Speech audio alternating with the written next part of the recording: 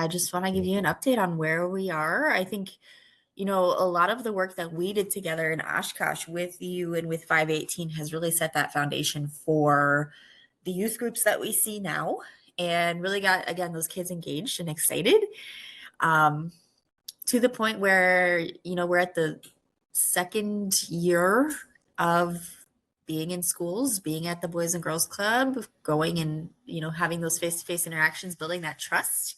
And I think the things that we did together, the video included, were just so excellent in getting our faces out there and our name out there. And now that we've been around for a little while and we've shown and kind of given that proof that we're going to be consistent and we're going to be there, it's been really, really wonderful this year to see the kids go from, what is Breakwater and what are you doing to, oh, Breakwater's back. Like, let's go check it out. So it's been so wonderful.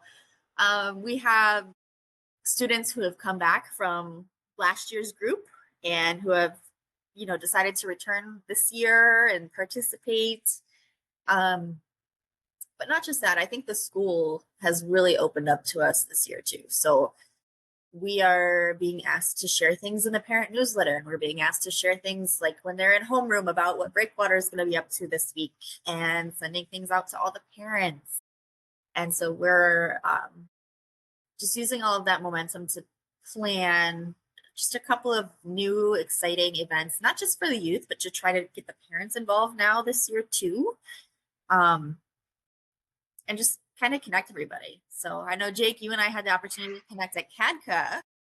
And one of the other resources that Caitlin and I grabbed there was from the Alexander Neville Foundation, some of those documentaries that they had filmed. So we're going to do a film screening of one of those documentaries, Come Back Home.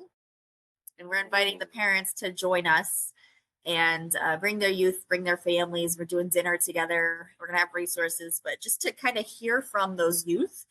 And then after the screening, we'll follow it with a youth-led panel. So we're going to ask the youth questions and give them the opportunity to share, what do you wish adults would know about what it's like right now to be a student in our Oshkosh school system? What are some of the pressures that you face? What do you wish that adults would do to support you? And how can we maybe start having some of those conversations about healthy relationships and boundaries and all of that stuff too. So that'll be coming up in October, and I'm really excited to see how that goes and share the success with you as another testimonial that I think you can add to your your list here. Oh my gosh, my heart is so warm right now. That's like a proud prevention papa moment. Like Absolutely. I got to be a small part of that. That is so cool. Oh But my gosh. you know, you may have been a small part, but you were a small part at exactly the right time where Yes. it's all still effective. It's all still coming together. And I know we're very grateful to Yeah. have had your time and your consulting. My gosh. And it's a perfect illustration of when people say, hey, a speaking engagement is not an evidence-based strategy for prevention. Mm-hmm. And my response is, you're correct. It's not. It's a spark.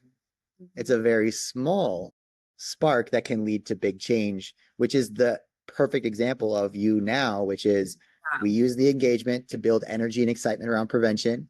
We start with the leadership training. They have their quick win project, which if you're going through this course, you know exactly what we're talking about. You have your Mm-hmm. quick win project, and then you get them into the loop of getting better and learning prevention strategies and this whole mission that we're on together. And you can start doing strategic prevention framework and all this cool stuff, which is exactly what you're doing. And I'm so excited about the student panel, about the Me too. documentary, because Yeah. they're going to get stage time in front of adults. It's going to draw their parents in and different community members. This Yeah. is exactly what it's supposed to look like. I'm so excited. And it's opened up just other partnerships with our local universities, the one who's hosting it. So we're able to bring in some of those college students who are hoping to work with youth and who are really passionate about that themselves, just to connect there. We recently started a high school club as well, a high school prevention club. So we've got our middle school, we've got our Boys and Girls Club group, and then the high school club, which we don't even run. It is student run, student led, and we support, which is exactly what we wanted, called LEAD. So Living Everyday Alcohol and Drug Free, which I am very excited about. That's getting up and running this year. And I think where we see this going is just opening up those doors for opportunity for those high school students to be mentors, the middle school students to interact with those of the Boys and Girls Club, but like everybody to connect, even if they're not in the same space, knowing that they have that kind of mindset of prevention. So it's really, really exciting. Okay, I gotta ask you, Katie. So you had the Oshkosh North High School, and there was a student project, but it was like through a class. It was one semester, maybe a year at most. Yeah. The lead club is separate from that. How did this get started? Yeah, so that came out of this 1 semester, 1 year project. So we had a single student champion. Her name is Allie, and she is absolutely incredible. I don't know how she fits everything she does into her day, but that's a story for another time. But it just took the one student champion, and this was her project that she wanted to do. She wanted to work with Breakwater. She wanted to kind of help us out, figure out, what could we use help with? It was kind of like a little learning internship type thing. So this is what she came up with, is this proposal for this club and how it would look. And so that was last year. Over the summer, she kind of fine-tuned it and tweaked it and figured out, okay, what is this recruitment going to look like? Who are we going to invite? What are we going to be doing? What is the value for the rest of our students? And she was able to, just within a couple of weeks, like less than a month, recruit, I believe, over 60 students to join this club. And she has a leadership team for the club. So we don't do anything on our side except say, well, what do you need? But her leadership team itself is like 12 people. So that's kind of what came out of that project. And now it's a sustainable thing because, we kind of helped lead her through and guide her through, what do you need to think about? But she is the one who is planning all their activities, hosting meetings. She's providing reports back to our coalition. So she's our youth coalition representative now. And we're hoping that even when she graduates and leaves, with that big leadership team that's freshmen to seniors, that someone else will be able to take over, and it'll be like a long lasting partnership. So it's one less thing we have to worry about. It's just incredible. Like today is her first event that they're throwing. They're doing a sober tailgate for one of their sports events. So it's so exciting just to see, like, it's great. Everything's happening wonderfully. And she's just phenomenal. Like, I cannot say enough good things about her. So she's a big resource for this screening that we're planning, of trying to get some of the youth engaged in, hey, do you want to share your story? Do you want to talk? And just speak on what you experience, nothing super personal and deep necessarily, but just what is it like, those kind of basics and some support there. So she's been really great at helping us also recruit just students and youth, where I feel like it comes when it comes from someone their age, it's a lot more impactful sometimes than when it comes from us. So I'm really proud of us for having gotten to that point where we're able to kind of let them start to engage each other rather than us doing all of that. And oh my gosh, I'm so excited. If like some people want to do that and they're like, oh, how do I exactly do that and get that exact result? The truth is that y'all have been running in that program for a couple of years, which is a partnership with a high school. They have a service learning class for juniors, and the students can select a different project. So they selected you as their project. And in the years past, right, it's not like you struck gold on the first time doing it. You were consistent. You showed up in your community. You're partnering. And if you continue to do that, then maybe something like this can happen to you too. Like, that's so exciting to know that there's big momentum coming around this new student leader. This is so cool. All right, Katie, if you want to share, what's your student leader's name? Her name is Allie.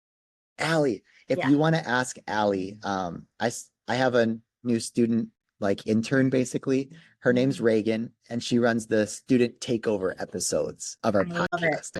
I love it. I'll donate $50 to Allie's Club if she wants to do an interview with Reagan.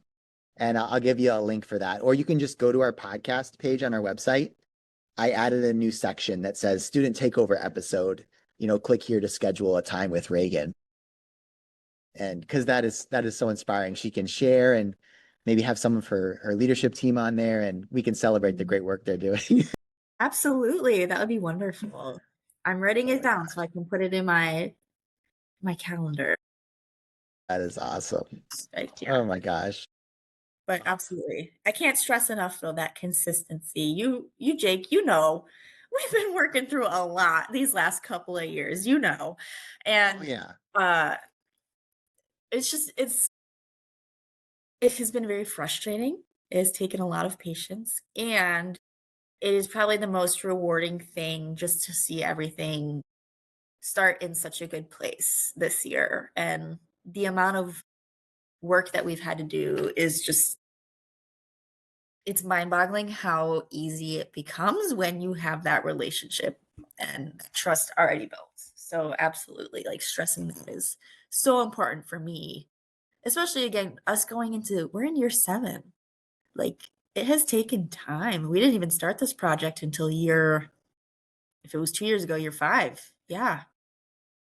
So, I remember, yeah, we're under the grant deadline. I'm like, oh my God, yeah. it was like, we need to get youth involved right Right now. now.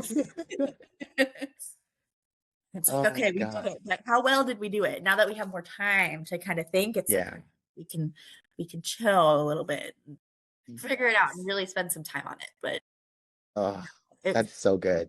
it's so exciting. I'm really excited, and I know Caitlin is super excited. I feel like she's come in at a really great time for the youth work wise. Maybe not the other Yeah. challenges we're facing, but Yeah. with all the youth work, I think that's where she's finding a lot of her joy right now, and getting that kind of support and that refresh that she needs. With everything else going on, she knows like the youth are that really powerful piece, and they bring her all of that, like just happiness to be around. So super exciting. Oh, that's great.